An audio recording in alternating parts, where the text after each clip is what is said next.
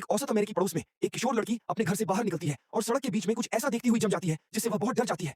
एक पड़ोसी उससे पूछता है कि क्या उसे मदद की जरूरत है, लेकिन वह कहती है कि वह ठीक है और अपने पिता की अनदेखी करते हुए घर में वापस भागती है। लेकिन फिर से कार की चाबियां लेकर बाहर आती है। वह तुरंत गाड़ी चलाकर समुद्र तट पर पहुंचती है, जहां उसे अपने पिता का फोन आता है। लड़की उसे बताती है कि वह उसे प्यार करती है, लगभग ऐसे जैसे कि यह अलविदा हो। अगले दिन लड़की समुद्र तट पर एक परेशान करने वाले कोण में एक पैर टूटे हुए मृत दिखाई देती है। कुछ समय बाद जे अपने प्रेमी ह्यूग के साथ फिल्म देखने जाती है। इंतजार करते समय वे एक खेल खेलते हैं जिसमें उनके आसपास के लोगों को देखना शामिल है और ह्यूग पीछे पीले रंग की एक महिला की ओर इशारा करता है। जे उसे नहीं देखता और सोचता है कि क्या ह्यूग उसके साथ मजाक करने की कोशिश कर रहा है, लेकिन अब ह्यूग स्पष्ट रूप से असहज है और वहां से जाना चाहता है। कार की ओर जाते समय जे यह पूछने की कोशिश करता है कि क्या उसने जो व्यक्ति देखा वह उसका पूर्व प्रेमी था, लेकिन ह्यूग इससे इनकार करता है और बस इतना कहता है कि उसे अस्वस्थ महसूस हो रहा है। इसके बाद वे साथ में डिनर करने जाते हैं और शाम सामान्य रूप से बीत जाती है, बिना जोड़े को अपनी खिड़की के बाहर चल रहे व्यक्ति पर ध्यान दिए। कुछ रातों बाद जे और ह्यूग समुद्र तट पर एक और डेट पर जाते हैं और उनकी चुंबन जल्दी ही गर्म हो जाती है। जे ह्यूग को कार में वापस जाने के लिए कहता है और वे शरारत करते हैं, जो जे के लिए पहली बार होता है। इसके बाद जे आराम कर रही होती है और अपने सपनों के बारे में बात कर रही होती है, तभी अचानक ह्यूग उसे सुलाने के लिए क्लोरोफॉर्म का इस्तेमाल करता है। कुछ मिनट बाद वह एक खाली पड़ी इमारत के अंदर एक कुर्सी से बंधी हुई जागती है।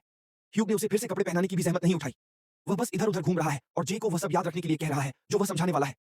उसका दावा है कि किसी ने उसे कुछ दिया है और उसने उसे गंदा करके उसे दिया है। यह चीज अब से उसका पीछा करेगी और यह किसी ऐसे व्यक्ति की तरह लग सकती है जिसे वह जानती है या भीड़ में कोई अजनबी। उस पल ह्यूग उसे देख लेता है, इसलिए वह जे को कुर्सी पर तब तक घुमाता है जब तक कि वह भी उसे नहीं देख लेती। पास में ही एक नग्न महिला उनकी ओर बढ़ रही है। जय अभी भी उलझन में है, लेकिन ह्यूग बस आगे बढ़ता रहता है, यह समझाते हुए कि जय को इसे किसी और को देना होगा ताकि वह इससे छुटकारा पा सके। अगर यह उसे मार देता है तो यह ह्यूग के पीछे पड़ जाएगा। इसके बाद महिला इमारत में प्रवेश करती है और करीब आती रहती है, इसलिए ह्यूग जय को घसीटता हुआ ले जाता है और समझाता है कि उसने ऐसा सिर्फ उसे विश्वास दिलाने के लिए किया था। वह चीज बहुत धीमी है, इसलिए वे कार तक पहुंचते हैं और भाग जाते हैं। जल्द ही वे जय के घर पहुंच जाते हैं और ह्यूग उसे सड़क के बीच में फेंक देता है और बिना कुछ कहे चला जाता है। उसकी बहन केली और उसके दोस्त तुरंत उसकी मदद करने के लिए दौड़ पड़ते हैं और पुलिस को बुलाते हैं, जिससे सभी पड़ोसी सिर्फ गपशप सुनने के लिए बाहर आ जाते हैं। जय को पुलिस को बताना पड़ता है कि यह सब सहमति से हुआ था और वह कभी भी ह्यूग के घर नहीं गया क्योंकि वह जहां रहता था उससे शर्मिंदा था, लेकिन वह पता जानती थी। इसके बाद जय को कुछ परीक्षण करवाने के लिए अस्पताल ले जाया जाता है। उसका शरीर ठीक है, लेकिन इस अनुभव ने उसे आघात पहुंचाया है। पुलिस पुरानी इमारत और जे द्वारा दिए गए पते की तलाशी लेती है, लेकिन उन्हें केवल कुर्सी और जे का बैग मिलता है। ह्यूग, महिला या कार का कोई निशान नहीं है। जल्द ही पुलिस को पता चलता है कि ह्यूग ने घर किराए पर लेने के लिए एक नकली नाम का इस्तेमाल किया था, इसीलिए उनके पास जांच जारी रखने के लिए कोई सुराग नहीं है। जब जे घर लौटता है तो जे मुश्किल से अपना खाना छूता है या अपने कमरे से बाहर निकलता है। जब भी वह बाथरूम में अकेली होती है तो वह खुद को आईने में घूरना और अपने गुप्तांगों को देखना बंद नहीं कर पाती है, जैसे कि उसे जादुई तरीके से कोई जवाब मिल सकता है। एक दोपहर वह खिड़की से टकराने वाली किसी चीज से चौंक जाती है, लेकिन यह सिर्फ एक पड़ोसी बच्चे द्वारा फेंकी गई गेंद होती है। जब वह आखिरकार अपनी कॉलेज की कक्षाओं में वापस जाती है तो जे खिड़की से बाहर देखता है और अस्पताल के गाउन में एक बूढ़ी महिला को अपनी ओर आते हुए देखता है। बाहर अन्य लोग भी हैं, लेकिन कोई भी उसे नहीं देख पाता है।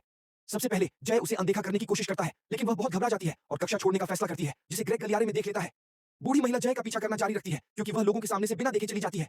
डरकर जय बाहर निकलता है और उस दुकान पर जाता है जहां केली और उनके दोस्त पॉल काम करते हैं। उन्हें विश्वास नहीं होता कि वास्तव में कुछ अलौकिक हो सकता है, लेकिन पॉल फिर भी एक गार्ड के रूप में बहन के घर में रात रुकने की पेशकश करता है। चूंकि यह स्पष्ट है कि उसे जय पर क्रश है, इसलिए वे अपने दोस्त यारा को भी आमंत्रित करने का फैसला करते हैं। उस रात जय सो नहीं पाता है, इसलिए वह पॉल के साथ सोफे पर कुछ टीवी देखने के लिए बैठ जाती है। वे बच्चों के रूप में एक साथ बिताए गए सभी समय और इस तथ्य के बारे में बात करते हैं कि वे एक दूसरे का पहला चुंबन थे। अचानक उन्हें कांच टूटने की आवाज सुनाई देती है, इसलिए पॉल टूटी हुई खिड़की को खोजने के लिए चिकन की जांच करता है। हालांकि वह बाहर किसी को नहीं देखता है। पॉल पुलिस को बुलाने के लिए केली को जगाने जाता है और चिंतित जय रसोई है उनके लिए दरवाजा खोलता है और टूट जाता है। जैसे ही दोनों उसे दिलासा देने की कोशिश करते हैं, कोई और दरवाजा खटखटाता है। वे यारा को खोजने के लिए इसे खोलते हैं, लेकिन अचानक एक डरावना दिखने वाला आदमी उसके पीछे प्रकट होता है और डर से चिल्लाता हुआ बेडरूम में आता है। जय खिड़की से भाग जाता है और बाहर एक साइकिल पाता है जिसका उपयोग वह भागने के लिए करती है। यह फिर से ग्रेग द्वारा देखा जाता है, जो अपनी डेट के साथ कार में पास में है। जितनी तेजी से हो सके उतनी तेजी से सवारी करने के बाद जय पार्क में पहुंचता है और संभावित हमलावरों की तलाश करते हुए झूले पर बैठ जाता है। उस पल वह पेड़ों के बीच कुछ छाया देखती है, लेकिन यह सिर्फ उसके दोस्त हैं और केली उसे दिलासा देने के लिए उसे गले लगाती है। जल्द ही वे ग्रेग से जुड़ जाते हैं, इसलिए वे उसे चोरी के बारे में बताते हैं और जय निष्कर्ष निकालती है कि उसे ह्यूग को खोजने की जरूरत है। ग्रेग मदद करने के लिए सहमत हो जाता है और अगली सुबह वह ह्यूग को खोजने के लिए शहर के चारों ओर समूह को चलाता है। वे उसके किराए के घर में पहुंचते हैं और देखते हैं कि उसने खिड़कियों पर बहुत सारे डिब्बे और बोतलें लटका दी हैं, ताकि यह पता चल सके कि कोई अंदर घुसा है या नहीं। अटारी में बाथरूम की कैबिनेट में ढेर सारी दवाइयां भी हैं। जे ने खिड़की को ढकने वाले अखबारों में एक छेद देखा और बाहर देखने लगा, लेकिन जब कोई वहां से गुजरा तो उसने तुरंत वहां से हट गया। पॉल को एक गद्दे के पास कुछ गंदी पत्रिकाएं और बहुत सारे इस्तेमाल किए हुए टिश्यू मिले। इनमें से एक पत्रिका के अंदर ह्यूग की अपनी पुरानी गर्लफ्रेंड के साथ एक तस्वीर है जिसने स्कूल जैकेट पहनी हुई है।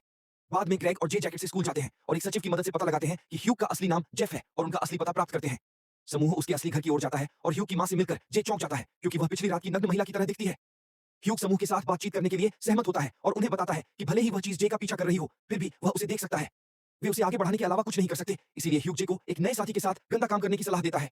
ग्रेग को इस पर कोई भी विश्वास नहीं होता और ह्यूग क्रोधित हो जाता है, उन्हें याद दिलाता है कि वह भी खतरे में है।